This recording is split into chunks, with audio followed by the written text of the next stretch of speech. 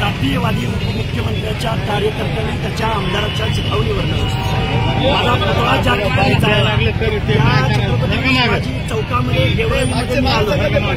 मी challenge केलं या भुरट्या आमदाराला, तू अरे 3 लाख विधानसभा कन्सिस्टन्सीमध्ये सर्व समाजाचा तू निवडून आलेला आमदार असताना तू आमच्या ओबीसी बद्दल कधी बोलणार आहेस?